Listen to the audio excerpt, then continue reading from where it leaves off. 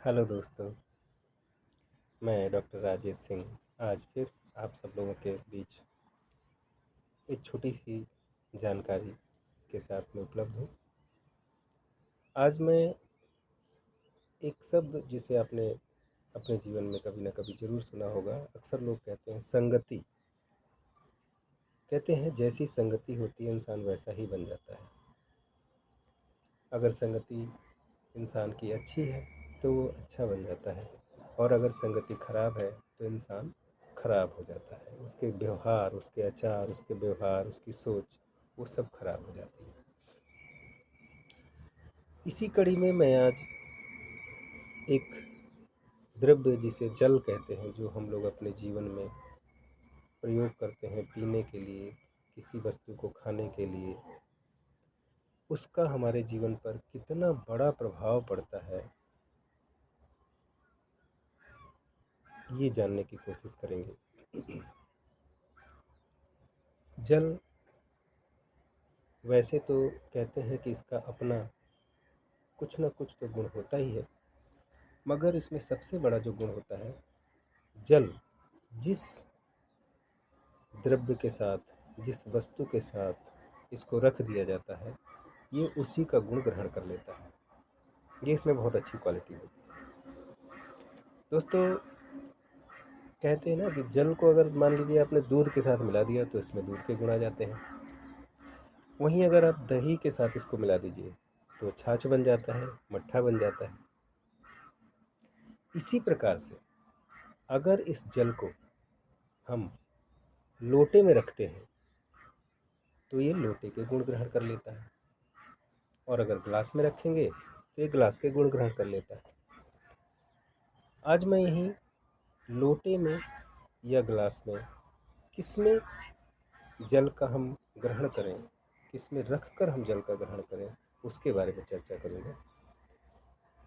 हमारे ऋषि मुनि आयुर्वेदाचार्यों ने इस बारे में बहुत अच्छी बात कही है, खासतौर पे बागभट्ट जी ने, कि लोटे में रखा हुआ जल इंसान के द्वारा अगर सेवन किया जाता है तो वो ग्लास में रखे हुए जल के अपेक्षा ज़्यादा लाभकारी होता है। क्योंकि अगर हम थोड़ा सा विज्ञान की तरफ जाएं, जिसे फिजिक्स कहते हैं, भौतिक विज्ञान और गणित से संबंधित ज्ञान की तरफ जाएं, तो जो जल होता है वो अगर गोल चीज़ में, खासतौर पे लोटे जैसी वस्तु में अगर रखा जाता है, क्योंकि लोटे का सरफेस टेंशन उसके सरफेस एरिया के कम होने की वजह से कम होता है, और ग्लास का सरफेस टेंशन उसके एरिया ज़्यादा होने की वजह से वो ज़्यादा होता है। तो अगर हम लोटे में रखे हुए जल को ग्रहण करते हैं तो उसका सरफेस टेंशन कम होता है इन कंपैरिजन टू ग्लास, क्योंकि ग्लास का सरफेस टेंशन ज़्यादा होता है। और कम सरफेस टेंशन वाला द्रव्य अगर हमारे शरीर में सेवन किया जाता है तो वो ज़्यादा लाभकारी होता है, बशर्ते ज़्यादा सरफेस टेंशन वाले जल से। इसीलिए हमें लोटे में रखा हुआ जल ही ग्रहण करना चाहिए। इसका एक छोटा सा एग्जाम्पल भी मैं आपको देता हूँ, क्योंकि कम सरफेस टेंशन वाला जो जल या कोई भी द्रव्य होता है वो हमारे शरीर को खोलने का काम करता है। शरीर के अंगों को, शरीर की नसों को, छोटे छोटे जो शरीर में हमारे पोर्स होते हैं, छिद्र, रोम छिद्र होते हैं, उनको खोलने का काम करता है। वहीं अगर ज़्यादा सरफेस टेंशन वाला पानी हम ग्रहण करते हैं तो वो हमारे शरीर के उन्हीं पोर्स को, उन्हीं रोमकूपों को, रोम छिद्रों को बंद करने का काम करता है, उनको कड़ा करता है, उनको टाइट करता है, उनको बाधित करने का काम करता है।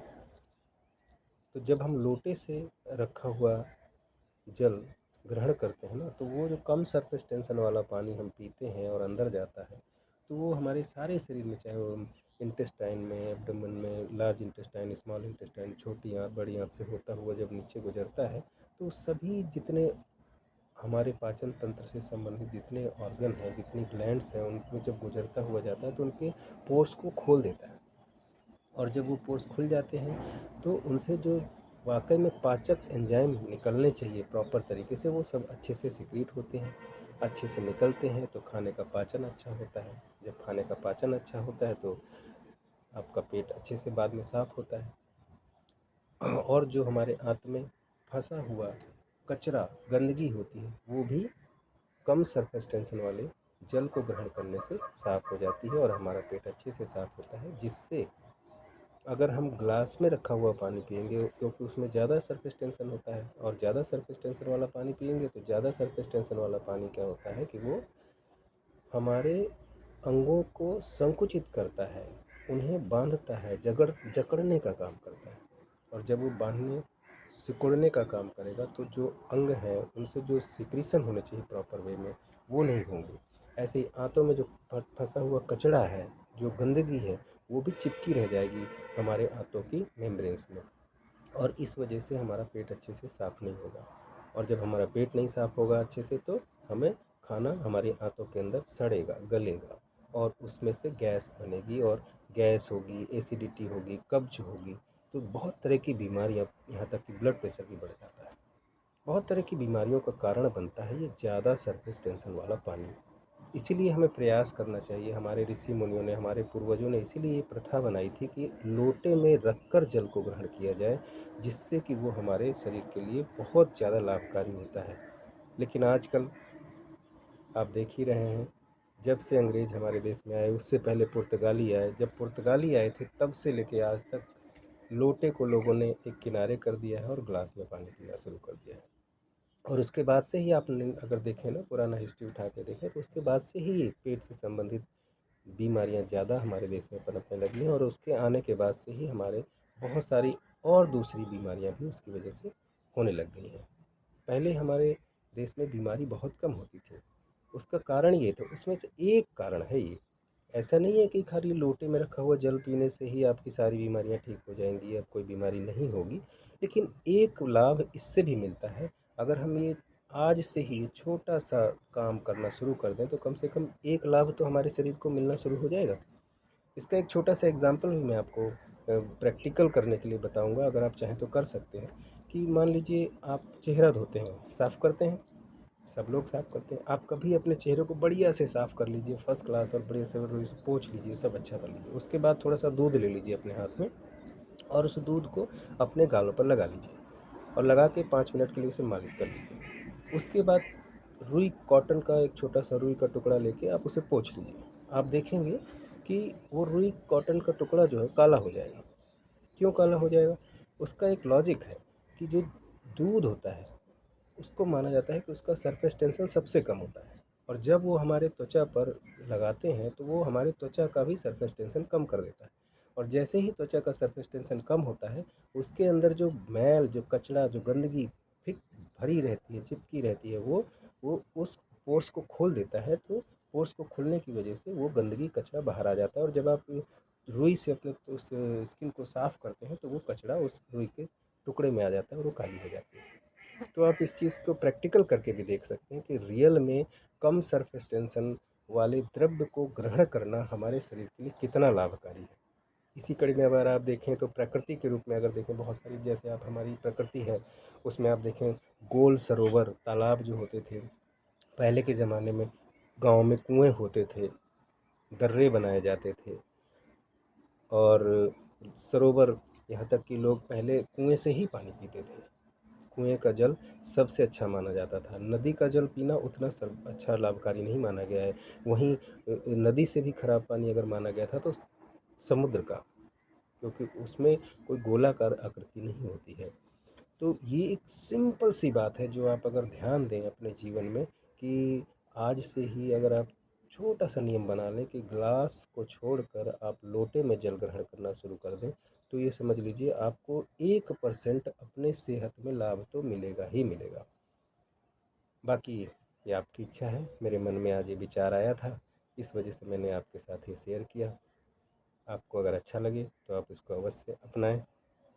इसमें अगर आप देखना चाहते हैं, एक और छोटी सी बात मैं जोड़ना चाहूँगा कि जब भगवान बारिश करते हैं तो बूंद जो आती है भगवान के ऊपर से, आसमान से, वो बारिश की बूंदें भी गोल रूप में ही आती हैं नीचे। ऐसा नहीं है कि वो लंबी चौड़ी चौकोर ऐसे कुछ आती हैं। वो सिर्फ इसीलिए हर वो चीज़ गोलाकार, खास तौर पे लोटे का जो शेप हमारे पूर्वजों ने, हमारे ऋषि मुनियों ने बनाया था। आप देखें तो ऋषि मुनि पहले होते थे वो जो तुम्बी जो एक जल ग्रहण ले जाने का, एक जगह से दूसरे जगह जाते थे और उसमें जल ले जाते थे, तो वो भी गोलाकार और वो उसका लोटे का आकार ही होता था। आप देखिए पुराने ज़माने में जब शादी ब्याह होता था, तो शादी ब्याह में बर्तन होते थे वो लोटे की तरह के ही, चाहे वो कांसे के बर्तन होते थे, चाहे वो पीतल के बर्तन होते थे, यहाँ तक कि मिट्टी के बर्तन होते थे, उनमें भी भोजन पकाया जाता था शादी ब्याह में, और वो भी बिल्कुल लोटे के ही शेप के होते थे, लोटे के आकार के होते थे, और उनमें जब भोजन पकता था उसको ग्रहण करते थे लोग। वैसे भी मिट्टी, आप जानते हैं, मिट्टी की खुशबू और मिट्टी में रखा हुआ